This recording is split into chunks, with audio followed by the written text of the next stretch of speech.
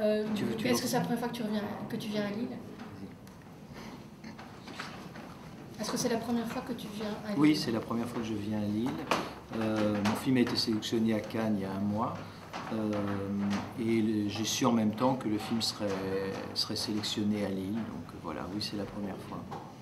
Ok, et donc tu viens présenter quel film?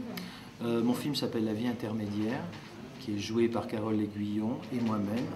Et c'est un film qui raconte la rencontre entre un photographe de 35 ans, un plasticien de 35 ans, vivant dans la province française, dans une petite ville des bords de Loire. Il était un petit peu à la dérive, et il est homosexuel, et il rencontre cette femme qui est une domestique de château, puisque ça se passe dans une région proche de la Sologne. Donc cette femme a 60 ans, et elle incarne pour lui tout ce qu'il déteste le plus au monde, c'est-à-dire cette France colonialiste, possédante, qui tue des animaux, raciste, etc. Et ils se rencontrent au supermarché, et pendant tout un été, ils vont apprendre à se connaître. Ils vont marcher, après le travail de cette femme, ils marchent dans les rues de cette ville, et ils se racontent leur vie, ils apprennent à se connaître et finalement à s'aimer. Cet amour qui est a priori impossible est décliné chaque soir, cette impossibilité de s'aimer est déclinée chaque soir pendant tout un été. Okay. C'est pas ton premier film, tu m'as dit que tu en avais fait beaucoup. Oui, qu'est-ce qui t'a poussé à faire des longs métrages, à faire du cinéma? C'est venu d'où ce désir?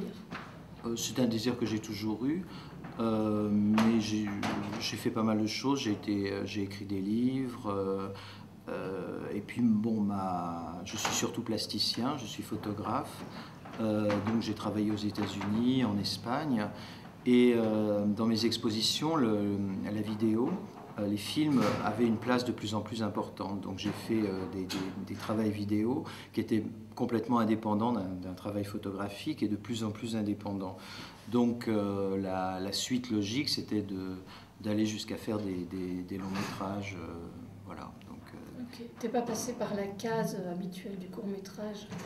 J'ai fait des courts-métrages, mais ce n'était pas pour moi une case. Et en plus, pour moi, l'écriture, le cinéma, la photographie, les installations vidéo, ça participe d'une même envie de création. Pour moi, il n'y a pas de différence entre tous ces domaines. Donc, d'abord, ce film était d'abord une pièce de théâtre que j'ai écrite, un monologue de théâtre.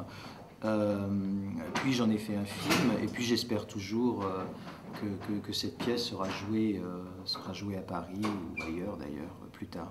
Ah, ok.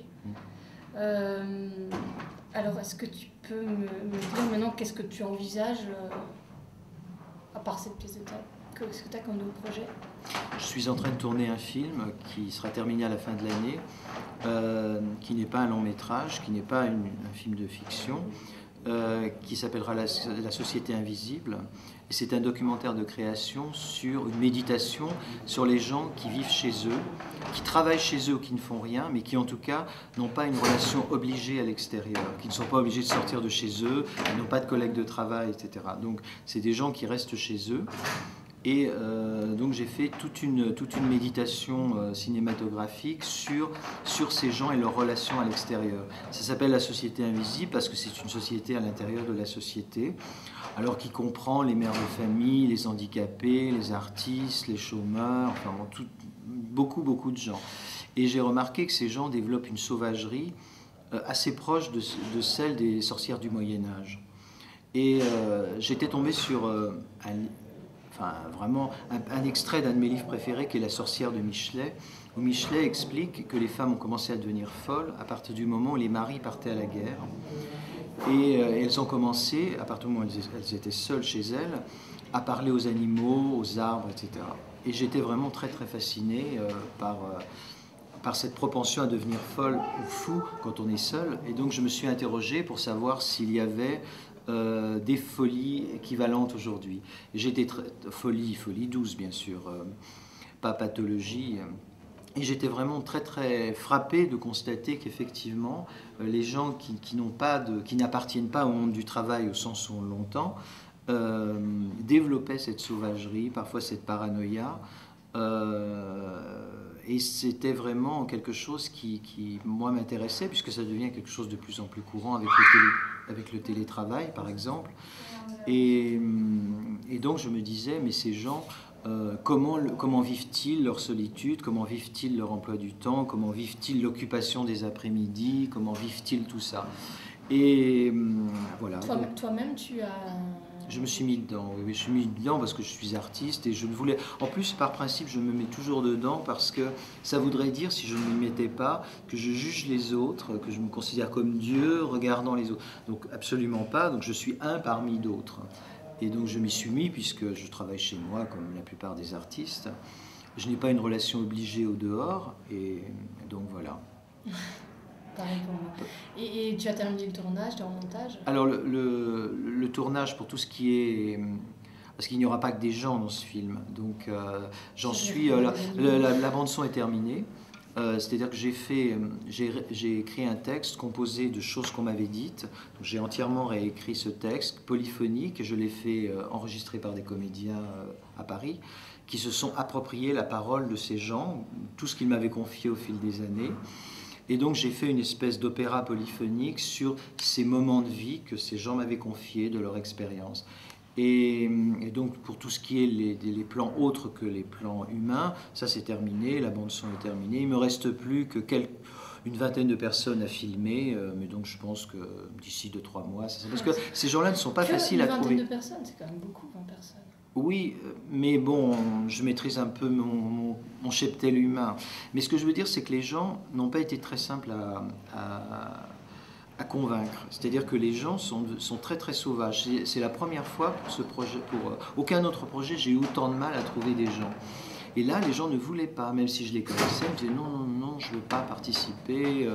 Ils se sentaient violés parce que chez eux, leur maison était comme une extension de leur propre corps. Et donc, que j'arrive avec ma caméra, les violait. Et donc, beaucoup m'ont dit non, donc j'ai eu vraiment beaucoup de mal. Mais bon, là, il me fallait à peu près 35 modèles, j'en ai à peu près 18. Donc, il m'en faut encore une quinzaine, une vingtaine. Donc, j'espère que d'ici la fin de l'année, ça pourrait être terminé. Ok, voilà.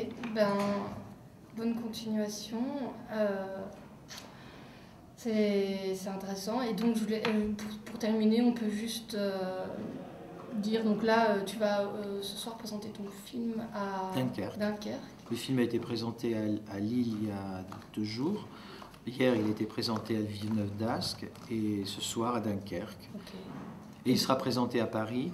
Au cinéma des cinéastes. Ah oui. Alors c'est le week-end du 26-27 septembre. Je ne sais plus si ça sera le 26 ou le 27. Et autour de la projection de ce film, il y aura une exposition photo de mon travail et le texte va être en partie lu, un extrait du texte d'à peu près une demi-heure va être lu dans un théâtre parisien par une comédienne qui n'est pas encore tout à fait définie, on est en pourparlers. Et donc je vais mettre en scène cette lecture et être là avec la comédienne pour faire cette sorte de lecture-performance à la rentrée à Paris. Voilà. Bon, très bien, bonne continuation. Merci.